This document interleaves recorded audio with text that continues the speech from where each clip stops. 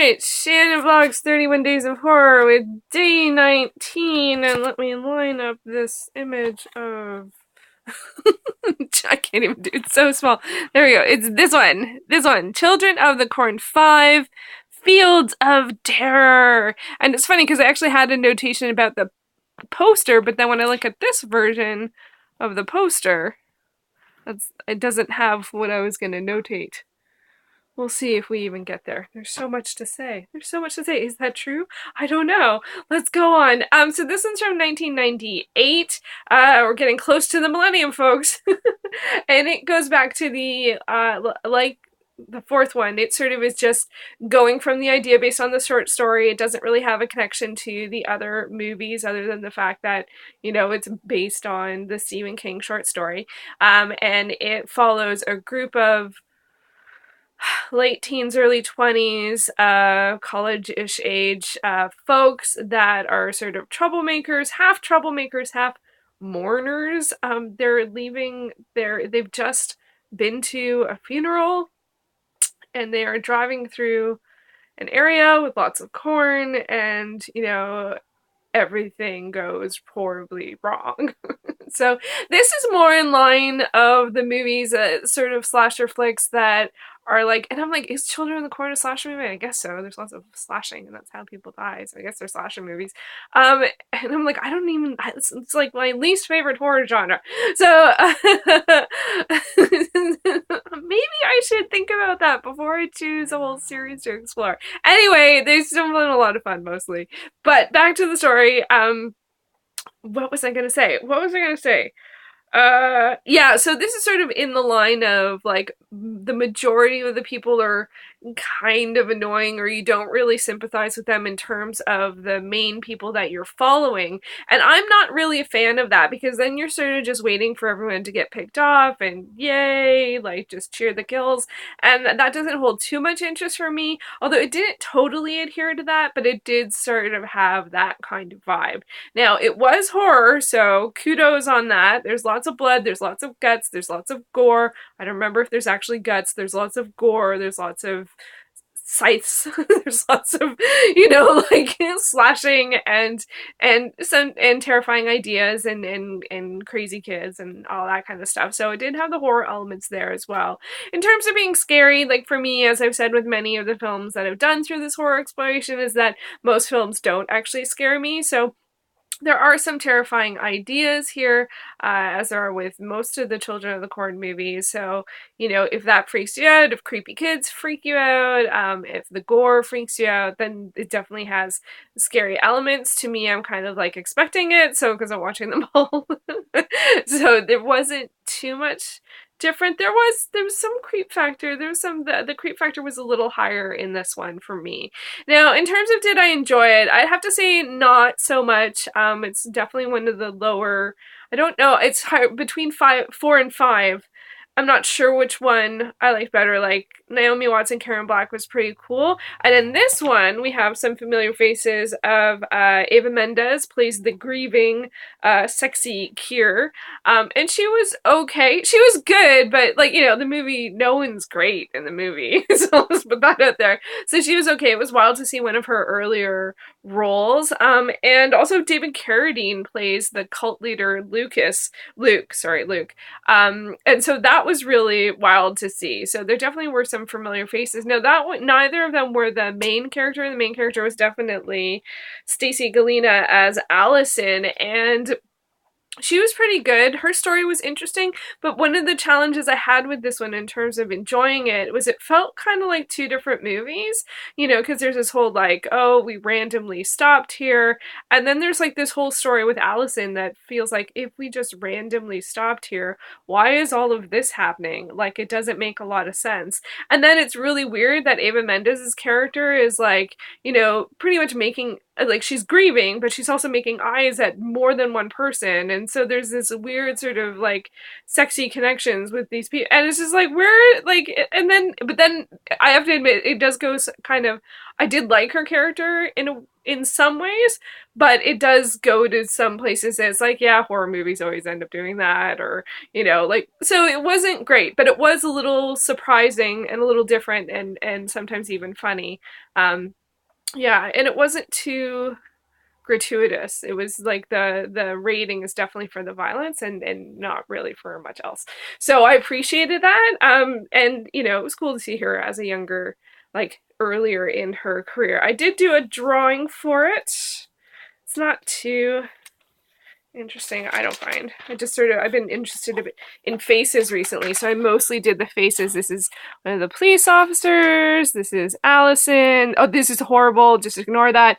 That is the sort of annoying guy, and that's Ava Mendes, which looks nothing like Ava Mendes, but that was what it ended up. And what I was going to do, that just didn't work out anyway. But one of the weird things is the poster shows on IMDb, the one that they use, shows that guy as in the front, like he's the main character and stuff, and he's sort of, now he's on a soap opera, and he's the very attractive guy in the group and stuff like that, but it's like he had almost no plot. Like there was almost nothing going on in terms of character development with him. Like he had the least weight of story out of all of them, so it's kind of weird that he was sort of in the forefront. So that was kind of like, what? So overall I'd give this one a 6.5. I think I tipped it just over the previous one because I found 4 didn't make a lot of sense, and although this one really did sort of feel like 2 stories and they just kind of crushed them together, although I found that annoying, I did still understand the 2 stories, so that was fun, and they were interesting and compelling in their own way. And then if you're there for the guts and the gore, it was good, but I don't think anything has come anywhere near to 3. 3 definitely gets that trophy. But there's still more movies to come. And that brings me to, normally I would go to my spoilers, but I'm going to hold off on that just for a second because I think I'm probably, I'm like, how committed am I into saying this? I'm probably going to call it here for the 31 Days of Horror. I've had a lot of fun with this. I am going to still watch the last 2 Children of the Corn movies. I may or may not do vlogs with them. I probably will because I'm a creature of habit. But a lot of other things are going on. There's the federal election here in Canada. That's really important. I'm probably moving at the end of the month and I have to do a lot of organizational stuff for that. And I just really, this is so much fun, but I really have a lot of sort of life stuff to attend to, and watching and doing the vlogs is a lot more time consuming than I have time for right now, which really makes me sad.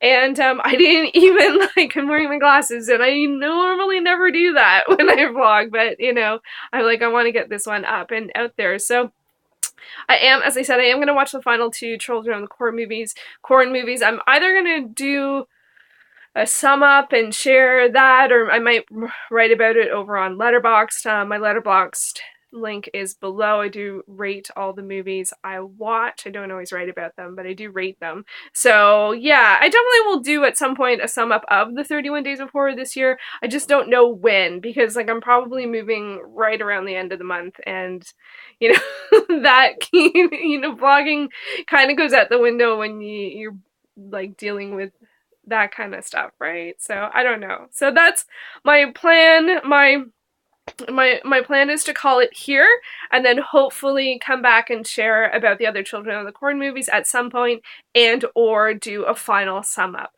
I may or may not be doing vlogs in between then. It just sort of depends on how things fall. I do want to do one about The Martian because I was able to get out to see that, and it is one of my book to film challenge, and it's the first film I think to come out that I've seen, so that's really exciting.